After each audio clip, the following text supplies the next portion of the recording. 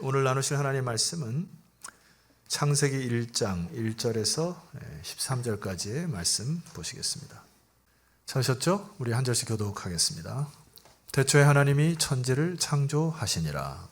땅이 혼돈하고 공허하며 흑암이 깊음 위에 있고 하나님의 영은 수면 위에 운행하시니라. 하나님이 이르시되 빛이 있으라 하시니 빛이 있었고 빛이 하나님 보시기에 좋았더라. 하나님이 빛과 어둠을 나누사 하나님이 빛을 낮이라 부르시고 어둠을 밤이라 부르시니라. 저녁이 되고 아침이 되니 이는 첫째 날이니라. 하나님이 이르시되 물 가운데 궁창이 있어 물과 물로 나뉘라 하시고 하나님이 궁창을 만드사 궁창 아래의 물과 궁창 위의 물로 나뉘게 하시니 그대로 되니라. 하나님이 궁창을 하늘이라 부르시니라. 저녁이 되고 아침이 되니 이는 둘째 날이니라. 하나님이 이르시되 천하의 물이 한 곳으로 모이고 묻이 드러나라 하시니 그대로 되니라.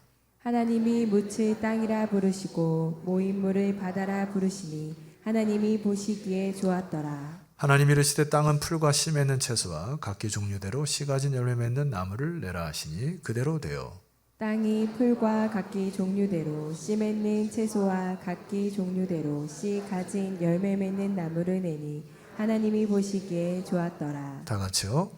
저녁이 되고 아침이 되니 이는 셋째 날이니라. 아멘. 2024년 새해가 시작이 되었는데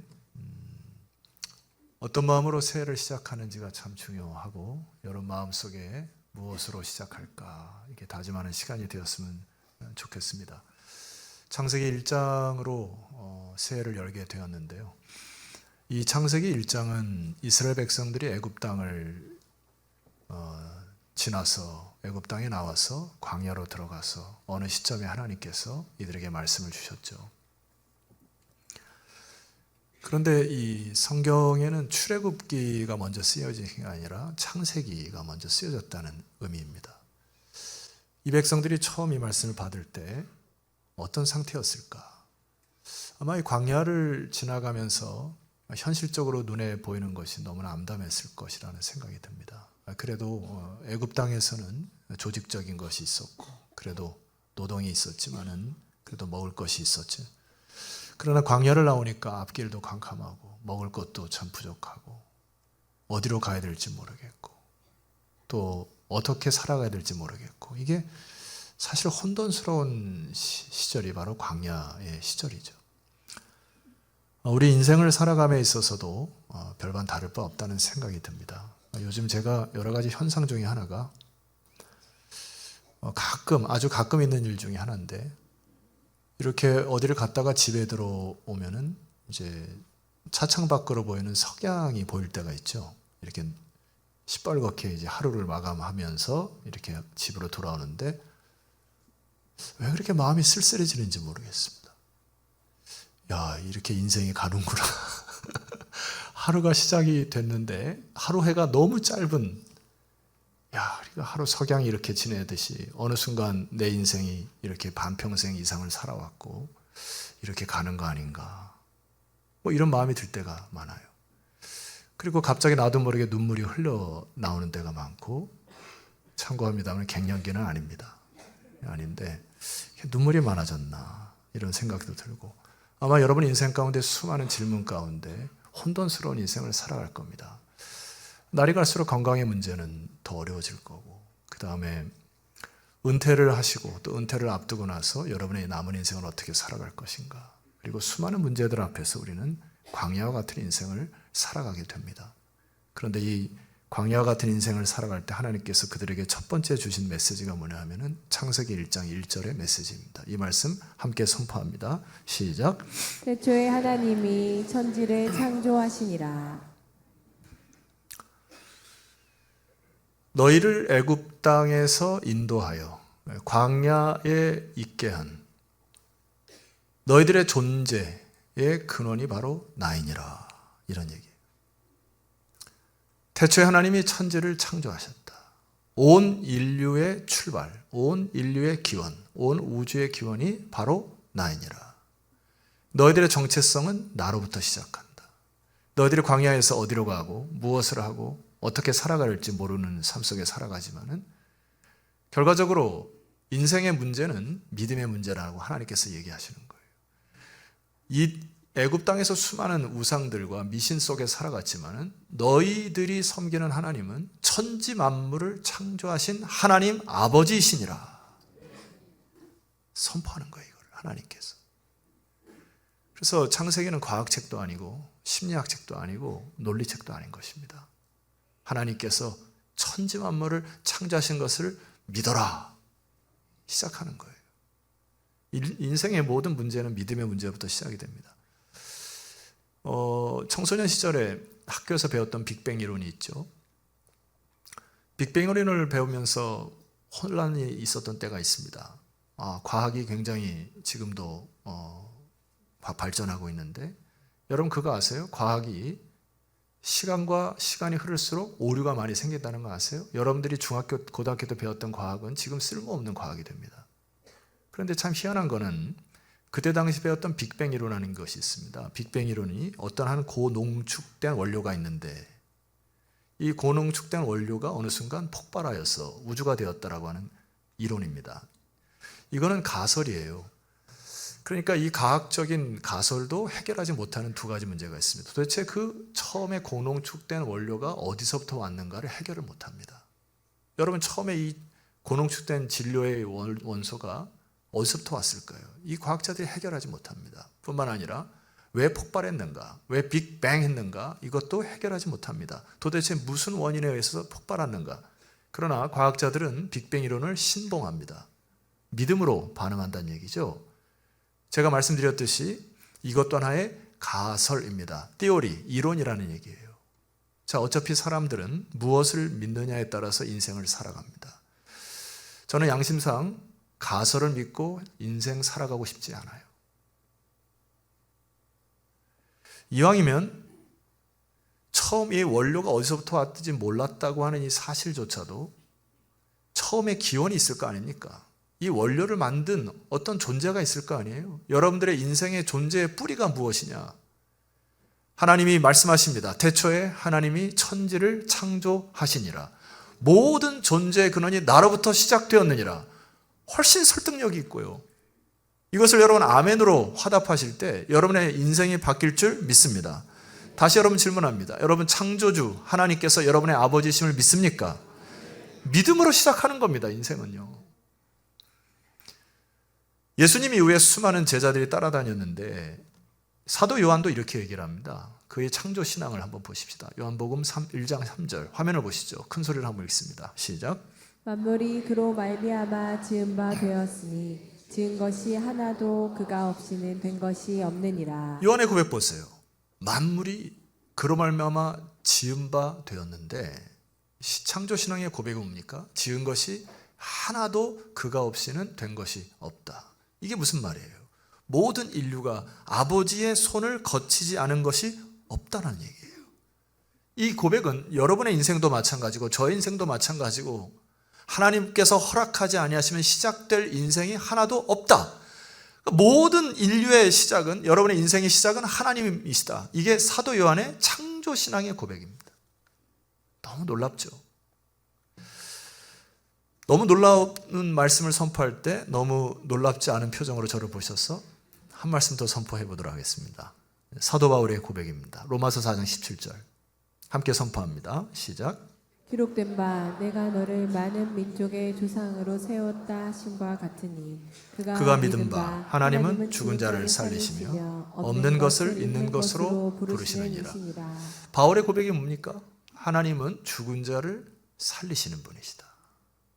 인생의 죽음을 정복하셨다는 얘기고요. 뿐만 아니라 여기 없는 것을 있는 것으로 부르신다. 이게 무슨 말입니까? 이게 바로 무로부터 유를 창조하신 하나님이시다.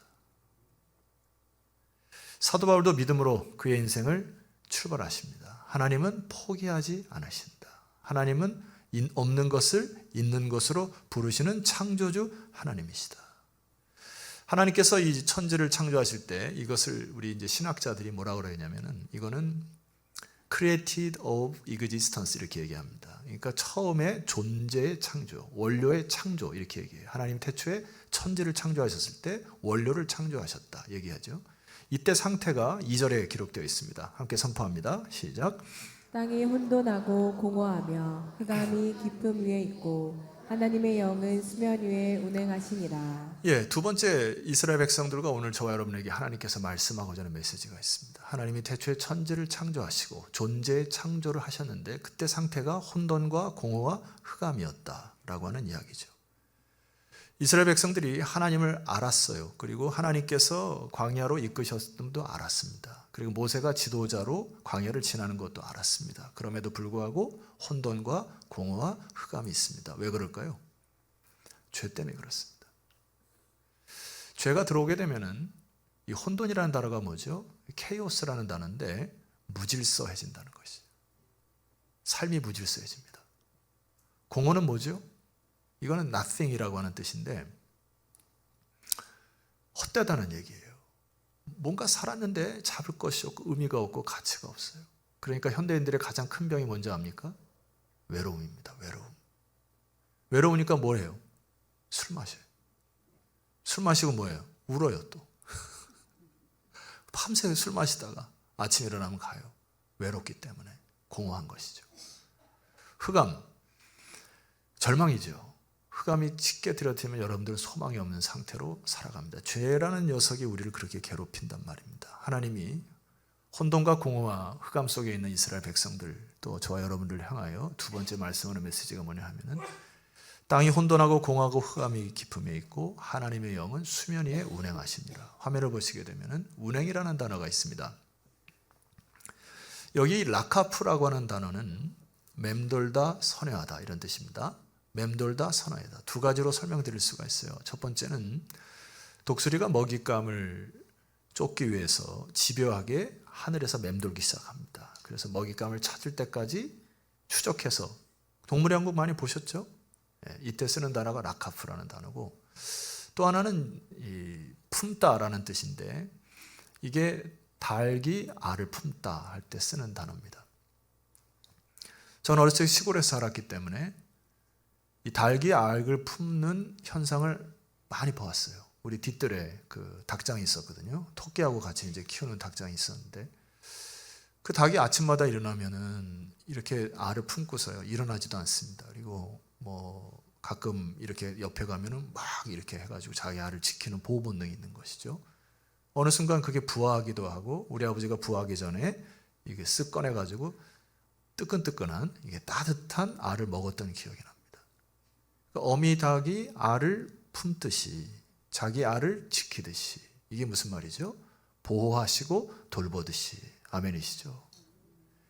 혼돈하고 공허하고 흑암 속에 있는 그의 백성들을 하나님이 아시는 겁니다. 그래서 하나님의 영이 수면 위에 라카프 운행하신다. 돌보신다. 이 말씀은 오늘 저와 여러분에게도 동일한 메시지이죠. 여러분의 인생의 삶이 죄 가운데 있으면 혼돈하고 공허하고 흑암 속에 지낼 확률이 높습니다. 그래서 하나님께서 여러분에게 말씀하시는 것이죠. 내가 너를 돌보시겠다. 너를 추적하여 끝까지 책임지겠다. 이게 라카프라고 하는 놀라운 말씀이시죠. 여러분 이 시간도 하나님께서 여러분을 닭이 알을 품듯이 여러분을 품으시는 역사가 이 예배 가운데 있으심을 믿으시기를 소망합니다. 그것이 믿음인 거예요. 이제 하나님은 두 번째 창조를 하십니다. 3절 이하에 보시게 되면은 계속 사용하는 단어가 하나님이 이르시되라는 단어입니다. 하나님이 말씀하시되. 화면을 보시면은 이 이르시되라고 하는 단어는 아마르라고 하는 단어인데 저 부분을 한번 읽어볼까요? 예, 2부 성도님들은 아침 드시고 오셨죠? 예, 그러니까 크게 한번 읽어봅시다. 시작. 처음에는 뜻이 있고 생각이 있었는데 그것에서 출발하면 반드시 이루어진다는 완성까지의 내용을 품고 있는 단어입니다. 우리 인간의 말은 못 믿죠? 오늘 아침에 얘기해도 저녁에 바뀔 거 알겠죠? 영원하지가 않잖아. 인간의 단어는 말은 약속해도 잘 못 지켜요. 근데 하나님이 이르시되라고 하면은 하나님의 생각과 뜻이 이룰 때까지 완성하시는 단어가 바로 아마르라고 하는 단어입니다. 하나님은 뭘 창조하셨어요? 3절부터 이하에 있는 그것은 신학적 용어로 이렇게 얘기합니다. Created of formation 이렇게 얘기해요. 이것은 형성적인 창조다. 새롭게 무언가를 만들어가는 새 창조를 이루셨다 했습니다. 하나님이 첫째 날 뭘 만드셨죠? 빛이 있으라. 빛을 만드셨어요. 둘째 날은 궁창, 셋째 날은 땅과 바다입니다. 혼돈과 공허와 흑암이 있는 곳에 하나님이 빛이 있으라 하니까 어둠이 물러가고 빛이 생겼죠.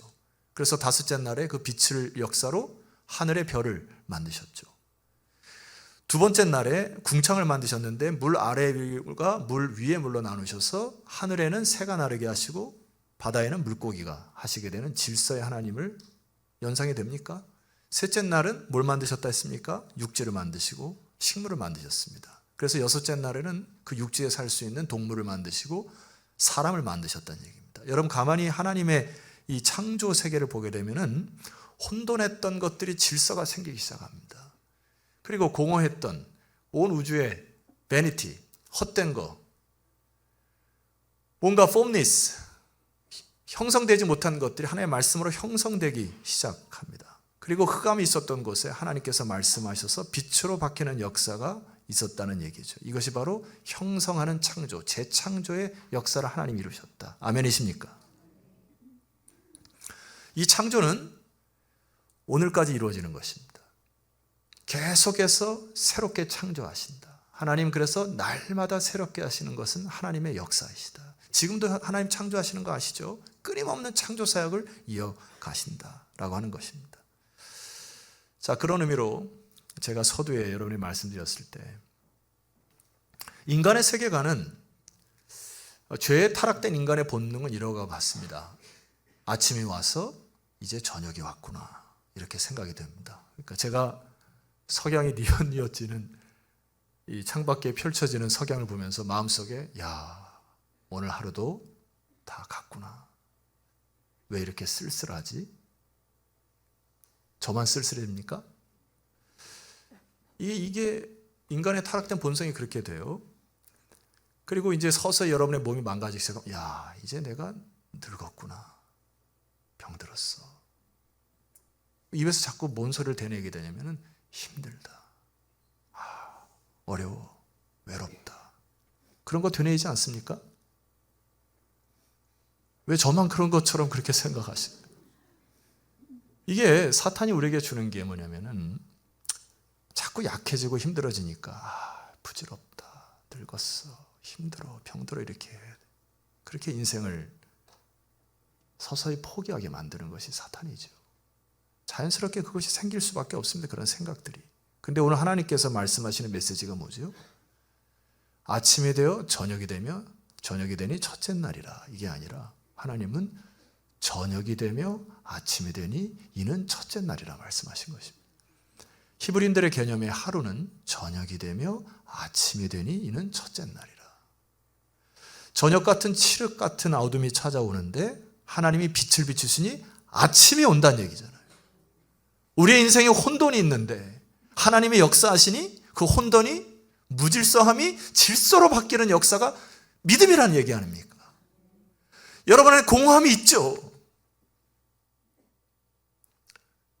석양을 바라보면서 때로는 찬란한 태양을 보면서 어떤 사람은 야 태양이 떠오르는구나 이렇게 하지만 야 이제 벌써 한 해가 시작됐는데 언제 이 한 해가 한 해가 다 될까 하면서 의미 없는 인생을 살아가는 분들이 계시죠. 근데 하나님 말씀 무엇입니까? 저녁이 되며 아침이 된다. 공허함이 있는 인생이 있지만은 하나님이 허락하신 빛으로 다시 의미와 가치가 새 창조된다. 우리는 그것을 아멘으로 믿음으로 살아가는 믿음의 백성들이시죠. 화면을 봅시다. 고린도후서 4장 6절 말씀 보시니까 함께 선포합니다. 시작.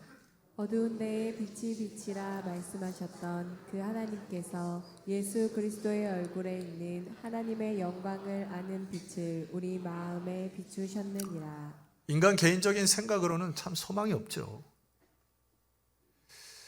아마 일반적인 그 하나님 모르는 사람도 석양이 지면서 어떤 사람 아름답다 이렇게 얘기하겠지만 아 오늘 하루도 지났구나.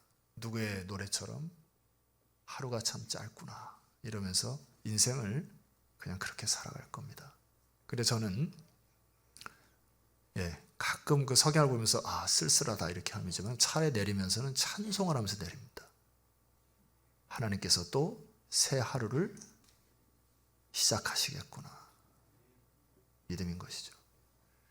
화면에 다시 띄워주시면은 어두운 데서 빛이 비치라 말씀하셨던 그 하나님께서 가만히 보세요. 예수 그리스도의 얼굴에 있는 하나님의 뭐요? 영광을 아는 빛을 우리 마음에 비추셨으므로 절망이 있는 인생을 찾아오셔서 이것을 소망으로 바꾸셨다는 얘기입니다. 예수 그리스도가. 이 세상에 그 어떠한 힘과 파와 인생도 그런 것이 없다는 얘기잖아요. 하나님이 유일하게 내가 너희들에게 찾아가서 너희들의 혼돈을 잠재우고 질서로 만들어 주시겠다 약속하신 것이 예수 그리스도시지 않습니까? 그리스도 없이 여러분 인생이 헛된 거 아닙니까? 하루하루 살아가면서 속에서 그냥 욱 솟아오르지 않아요. 의미 없다 하다가 그리스도를 묵상하면 그래 나에게 참 소망이 되신 예수 그리스도 때문에 다시 살아보자. 이게 믿음 아닙니까? 제가 좋아하는 그 프란시 셰퍼 박사님이 계세요. 제가 주중에 글을 하나 읽었는데 여러분에게 소개를 합니다. 읽어드릴게요. 기독교 신앙은 두 번 고개를 숙이는 것을 의미합니다. 첫 번째, 존재의 근원이신 하나님께 고개를 숙이고. 왜입니까? 그 하나님은 위대하신 하나님이십니다. 여러분을 만드신 하나님이시란 말이에요. 온 우주 만물을 창조하신 하나님 앞에 우리는 머리를 숙이는 겁니다. 두 번째로 도덕의 근원이신 하나님께 고개를 숙입니다. 읽어볼게요. 다시 말해 우리가 처음 하나님께 고개를 숙이는 것은 우리가 피조물이고 하나님은 창조주이시기 때문입니다. 정말 아멘이십니까? 오늘 예배 끝나고 나가시면서 찬송하셔야지. 바깥에 눈이 오면 내년엔 또 꽃을 주시겠구나. 소망이죠. 그리고 인간은 창조주 앞에 또다시 고개를 숙이는데 이는 우리가 죄인이고 하나님은 심판장이시고 구세주이시기 때문이다. 우리가 두려워하지 않은 것은 하나님은 반드시 모든 인류를 심판하시겠지만 예수 그리스도를 통하여 우리를 다시 구원하실 구원자이시기 때문에 우리는 죽음을 두려워하지 않습니다. 무엇으로요? 믿음으로. 아멘이시죠? 오늘 성찬을 하기 전에 우리가 찬송을 좀 드리고 하나님 성찬을 좀 받기 원하는 것은 2024년 새롭게 하시는 하나님 앞에 겸손으로 무장하셨으면 좋겠어요. 위대하신 하나님을 묵상하십시다. 그리고 여러분을 홀로 놔두지 아니하시고 라카프, 뭐 하시는 하나님? 운행하시는 하나님, 여러분을 돌보시는 하나님을 묵상하십시다. 그리고 여러분들을 죄의 결과로 홀로 놔두시지 아니하시고 구원하시는 그 하나님 앞에 겸손으로 이 새해를 여시겠습니까? 우리 가슴에 손을 얹고 잠시 기도합니다. 우리 장로님께서 오늘 대표 기도하셨던 것처럼 한 해를 시작하고 이제 일주일이 지났지만 어느 순간 또 타락된 우리의 모습으로 교만한 나의 모습, 현실 속에서 무너진 나의 모습들을 발견합니다. 여전히 우리의 죄악된 인상은 혼돈과 공허와 흑암 속에 있는 것 맞아요. 그러나 예수 그리스도를 통하여 이 혼돈이 질서로 바뀔 줄 믿습니다. 여러분의 공허함이 진리로 의미와 가치가 창출될 줄 믿습니다. 이 시간 기도할 때 하나님 내 안에 있는 절망과 어둠의 영이 떠나게 하여 주시옵소서. 주님께서 흘리신 몸과 피를 받아 마심으로 나의 힘과 능력으로 살아가는 것이 아니라 하나님의 영과 하나님의 힘의 능력으로 날마다 새롭게 되어지는 이 시간 되게 해달라고 우리 조금 소리를 내어서 성찬 예식을 앞두고 잠시 합심하여 기도하는 시간을 갖도록 하겠습니다. 기도하겠습니다.